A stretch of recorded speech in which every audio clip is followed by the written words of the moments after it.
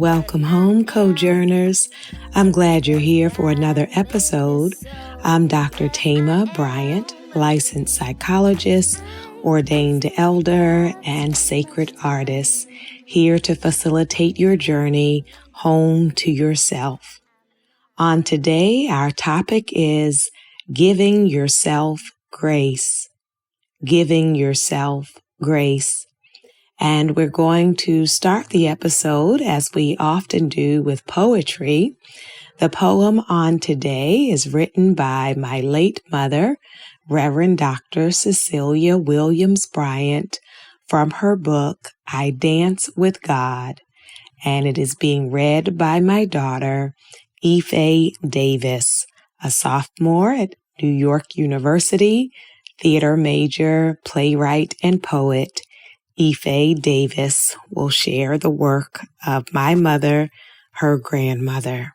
So let us ramble through the forgotten dreams of women who no longer know themselves, who have fallen off the steep cliffs of rejection and now live in volcanic ashes, who remain awake at midnight, courting the storms of childhood memories, whose lips turn to stone when it's time to pray, who cannot remember the names of their children or their lovers, who don't know where their grandmothers are buried, who retie their head rags over and over and over again because they can no longer love themselves, who cannot feel the future, who welcome only death. In the canyon of dreams, there is music. There are portraits. There are precious gems. There are unfinished curtains and novels, 1,000 million poems. There is the laughter of unborn babies, and so many, many gardens. Angels, confidants, and beautiful moments. Cakes that should have been baked. A bright yellow balloon that escaped my young fingers. A cup of tea with too much honey. $1 wasted with joy. A warm hug, a sweet smile, a gentle shower. This is my body, a rhythm of hope, your channel of self-revelation, echo of divine logos, shadow of eternal radiance, habitat of mortality, orchestral song of the generations, concubine of death, way station of infirmities, wellspring of creativity, image of God.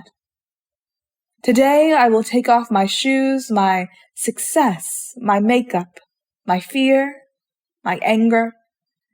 Today I will stand naked. I am holy ground. Amazing. Thank you so much, Ife, for reading that poem for us. And it really gives light to the importance of us giving ourselves grace.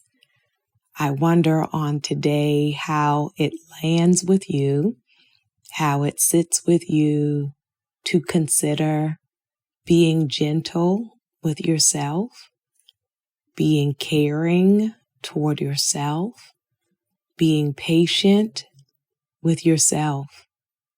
Giving yourself spaciousness, not just physically, but emotionally and spiritually.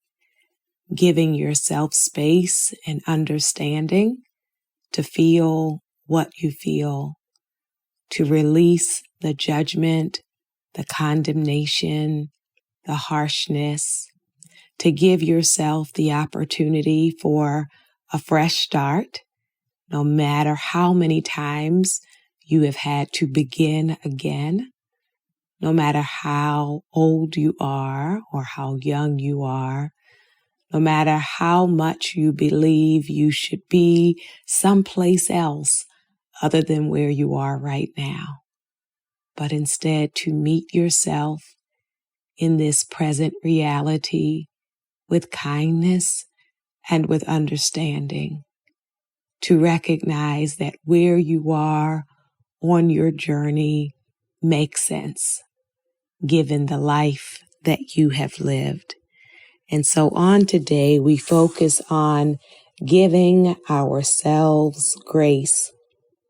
Many of us, depending on personality, religion, culture, may be very gracious with other people. We may give other people many chances, many opportunities, many do-overs, and can be very patient and understanding of others, recognizing that people have lived through some challenges, some storms, some difficulties, some traumas, some stress that has shaped the way they show up for life, the way they show up in relationships, the way they show up for work, the way they show up for themselves. And unfortunately, sometimes that grace that we give others, we are hesitant to give ourselves. But on today, I want to invite us to consider what it would look like for me to be gracious with myself. What would shift if I were more kind, more gentle, more patient as it relates to my own process? If I really understood the ways I have been affected, shaped, sometimes devastated by the storms of life, and how those experiences have influenced the way that I think, the way that I feel, the way that I act. If I truly understood myself, that I could be more loving and kind toward myself. And if I adopted that loving kindness, a lot of things would shift in my thinking, in my emotional life, in my spiritual life, and in my behavior. So I want to share with you some strategies for showing yourself more grace. And the first one I want to name is honoring your humanity. Honoring your humanity. If we understand human beings, we understand that people are imperfect. That's baked in. That is the natural order of things, is that we make mistakes, that we sometimes do things that may conflict with our ideals or even our values, that we are a work in progress. And so we don't get it right all the time. And even our ideas about what is right can change. And so when I honor my humanity, it means I make room for my imperfections. It means I make room for the fact that my heartache and heartbreak can shape and affect the way that I live my life. It means that sometimes I do things that are in contradiction and opposition to what I actually want out of life. And so I respond to those contradictions and imperfections with kindness, with patience, with grace. So what are the ways in which you have honored your humanity and been understanding of yourself? And what are the ways in which you have beaten yourself up for being imperfect, for getting it wrong, for making decisions that perhaps did not even honor yourself? So a part of my humanity is my imperfection. Another part of humanity are my feelings. And so to give myself grace is to give myself space and permission for all of the diverse and sometimes seemingly contradictory emotions that can show up in my heart, in my mind, in my body, in my spirit. When I am gracious with myself, I understand that sometimes I get angry, that sometimes I am afraid, that sometimes I feel insecure, that sometimes I am distracted, that sometimes I am filled with grief and mourning, and sometimes I feel numb, or sometimes I feel joyful or even proud of myself, which can be immediately followed by periods of feeling shame or embarrassment or humiliation. So as a human being, I feel. As a human being, you have varied emotions. And so we do not chastise nor condemn ourselves for feeling. Instead, we approach ourselves with understanding, with acceptance, with curiosity, and the desire for clarity to know myself in a meaningful way. And if I meet myself with judgment, then I won't really know myself. I'll begin to censor my thoughts even from me. So instead, I want to give myself grace by allowing myself the room for imperfection, learning the lessons, and starting over. And I also honor my humanity by honoring my heart, by honoring what I feel, by honoring what I know and what I don't know. You know, a part of this humanity and this learning is that some things you only fully grasp on the other side of the mistake or the error or the misunderstanding. Some things I couldn't know until I lived it, until I breathed it, until I survived it. And now that I have survived it, I cannot judge my prior self for not knowing what I know now. Will you honor your humanity on today so that you can be gracious with yourself? Another aspect of giving myself grace or giving yourself grace is self-forgiveness. So once I understand my humanity and accept my imperfections and my heart, is I can stop punishing myself for the mistakes of my past, that I can take myself out of time out and say and believe that I am worthy of a good life despite the mistakes I have made, that I am worthy of joy, worthy of peace, that I can receive goodness in my life when it shows up for me, instead of believing that I am perpetually deserving of difficulty, of hardship, of pain, of suffering because of the mistakes I have made in my past, even if that past was my recent past. So I invite you to think about, what are the areas of your life that you need to forgive yourself for?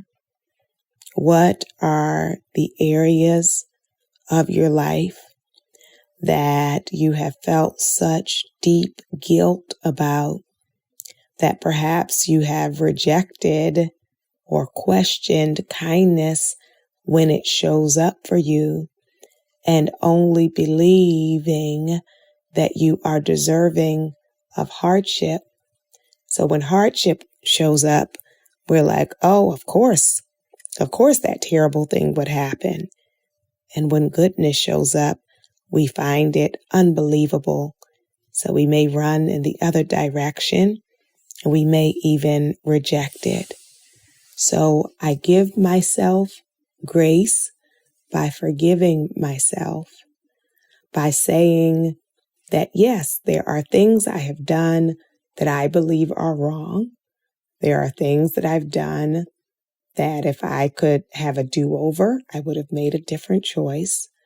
But the past is over. And what I get to choose is my present. And I get to choose goodness for myself, sweetness for myself, kindness for myself. And so I will make those choices. Another way that I give myself grace is by choosing relationships, friendships, partnerships that are nourishing to me. It is not kind to me. It is unkind to me to choose friendships or romantic relationships that drain me, that are destructive toward me, that break my spirit. And so if I want to be kind and gracious to myself, then I am intentional about being selective and having standards and requirements for who I give access to my heart, access to my space, access to my spirit, access to my finances. So I make decisions because I believe I want to treat myself with kindness. So I take space from and I erect and honor boundaries from people who are mean-spirited, people who demonstrate toxic habits and attitudes toward me, people who are hateful toward me and not gracious and not kind. Because I am dedicated to being kind to myself, that means I cut off access or reduce access to people who are unkind to me, because I believe and I know that I am deserving of better treatment.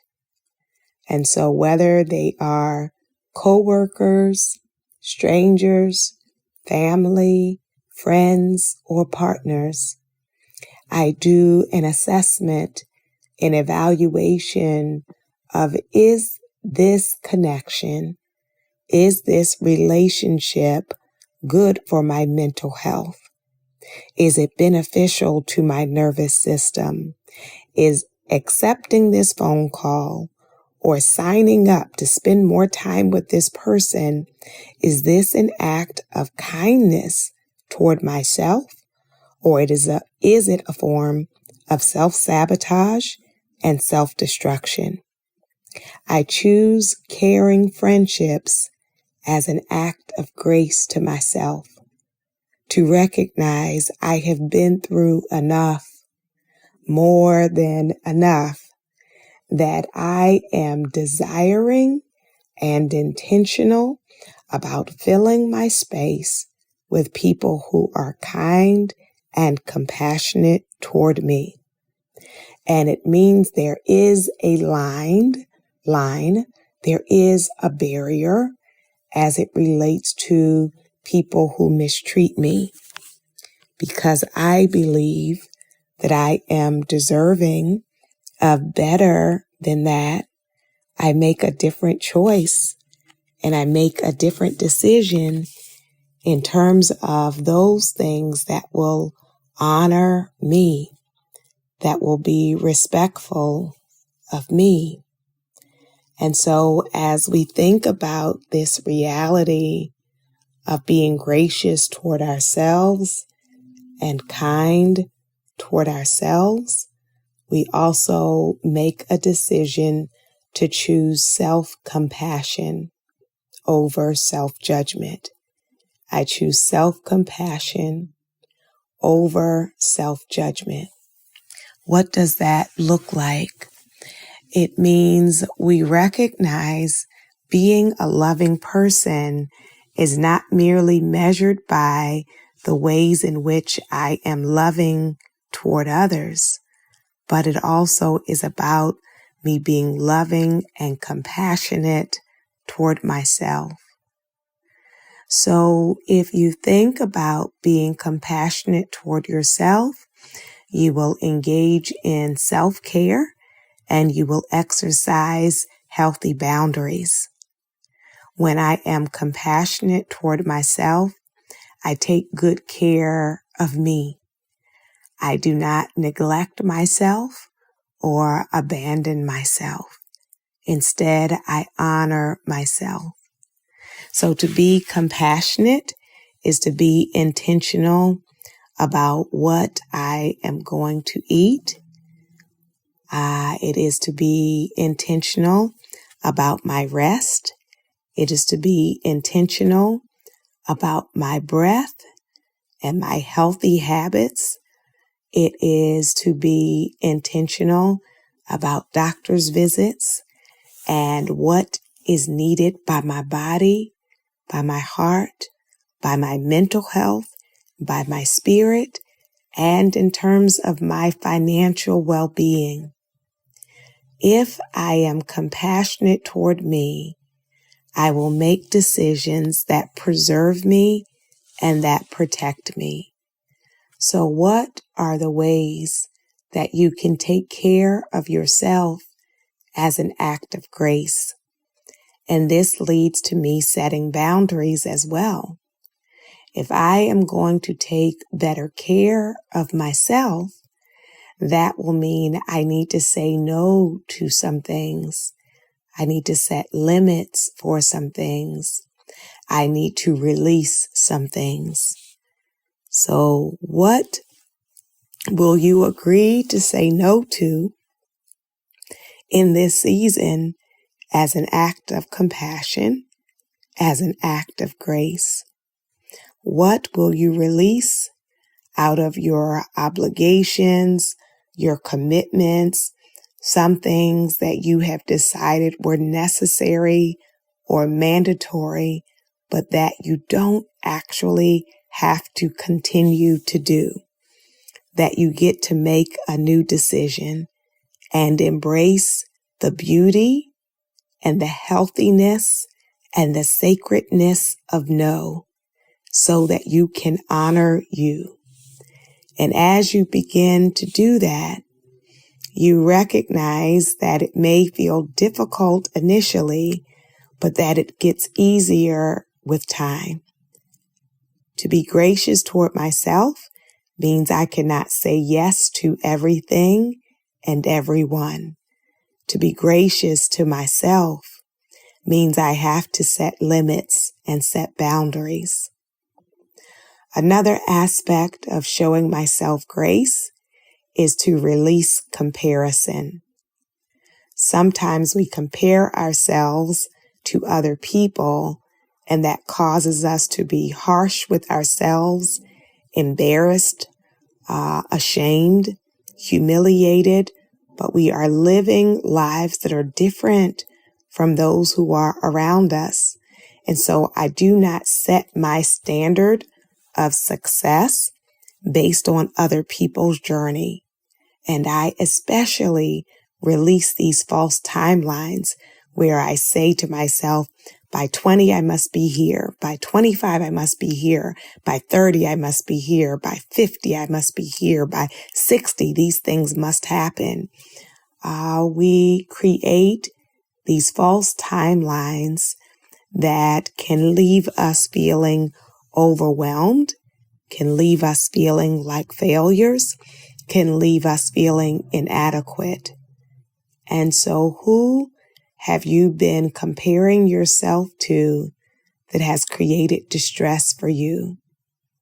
What are the false timelines you have been holding yourself to, recognizing that while some people reach that goal at 20, for other people it's 40, for other people it's 60, for other people they may have never gotten there.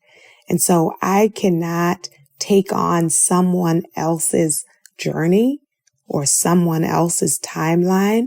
I have to meet myself with grace where I am so that I can embrace fully my possibility and know that just because some of these things didn't happen in the time that I had predetermined, it does not mean that those things are impossible for me or beyond me. But instead, I recognize in the fullness of time, I am developing, I am growing, I am learning, and I am further now than I was before because of the added wisdom and the added time. And then to give myself grace, I give myself access to humor, give myself access to being able to laugh at my own journey. That instead of responding with harshness, I could actually see the humor in my humanity, in the choices that I made where I know I was well-intentioned or I know what I wanted, but perhaps during that time I was naive, or perhaps during that time I was in denial, or perhaps in that time I was clouded by what I wanted instead of the truth of what was. And so I can smile at myself, the younger version of myself, and instead of being shaming or harsh, I can with humor embrace myself and say, yes, you really were doing the most. Yes, you were really out of the box. Oh, yes, you really were misguided and had convinced yourself that some false things were true. And so I see that now about myself, and I give myself permission to learn from those mistakes. I know that when we are gracious with ourselves, kind toward ourselves, then it creates an anthem and a theme song that we can build on. It is very hard to build your life on shame, on blame, on guilt, on self-destruction. And so to give yourself permission to come home to yourself will in part require us being more kind, more gentle, more understanding, more loving toward ourselves. I invite you to take breath in this moment. And if it aligns with you, to use your arms to embrace yourself, to hold yourself, to show grace to yourself. I invite your soul to tell your heart, mind, body, and spirit, welcome home.